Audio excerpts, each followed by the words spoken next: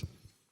Mr. Secretary, as I noted in my opening statement, I was pleased to see your endorsement of nuclear energy projects during the World Bank spring meetings last month.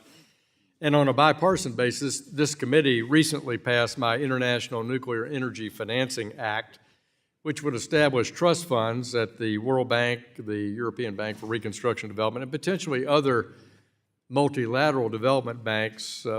Senators from both sides of the aisle also support this concept. So would you support the idea of trust funds to benefit nuclear energy financing at the multilateral development banks?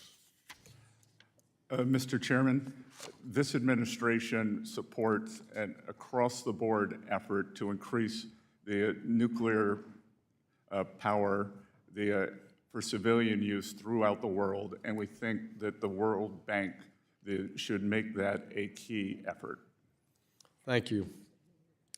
I also referenced my work over the past 5 years with the Treasury and others about IMF reforms. You also referenced that in your talk. Recently, the IMF shareholders agreed to a quota increase, and I appreciate the agreement that this agreement does nothing to increase the voting power of China or Russia, but were Congress to approve this agreement, it would allow future administrations to greenlight more general special drawing rights allocations close to $1 trillion.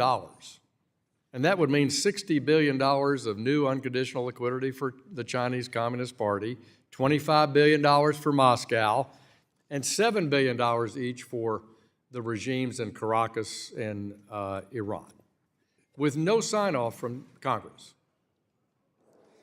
So even if rogue regime FDRs are rejected by Western countries, which we've seen in the case of sanctioned countries, they still could be exchanged behind the scenes for Chinese RMB, for example, and I believe this is unacceptable.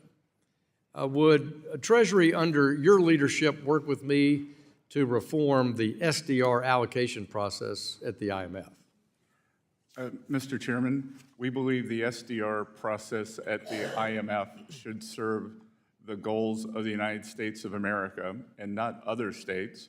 And as I said in my speech during IMF week, this administration is aligned with you in your goals on the SDR. And furthermore, we believe that the IMF needs to get back to basics in working with countries when there is a market failure in financial markets rather than helping large, well-financed countries. Thank you. Well, we look forward to following up with you and walking through this. It won't be an easy task, but with international leadership from the United States, I think we can get there, and I think we will all benefit. And that means countries in trouble will benefit instead of just a general allocation approach.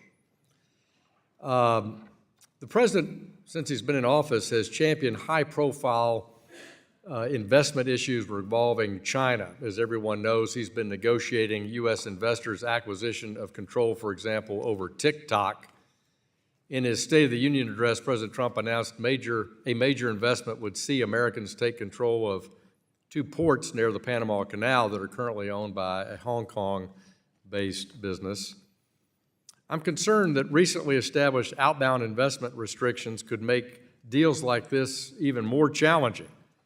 Under the regulations, U.S. investors don't actually know which companies are off limits, and Americans face bureaucratic hurdles if they want to take control from Chinese owners.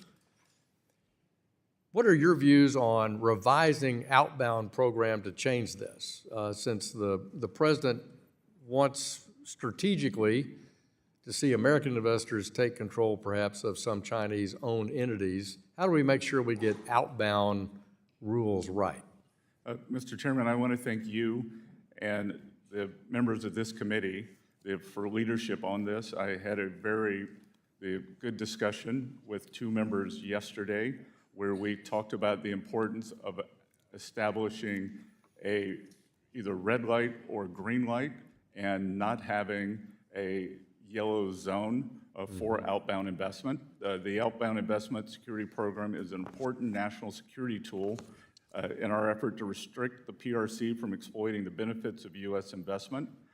We've been receiving notifications from the outbound program. We're monitoring the market, and we're trying to ensure that the investment community is aware and familiar with the program. We appreciate the interest from Congress, and while legislation will be important and helpful, we would like a bit more time to process, including the work mandated by the President to inform legislation.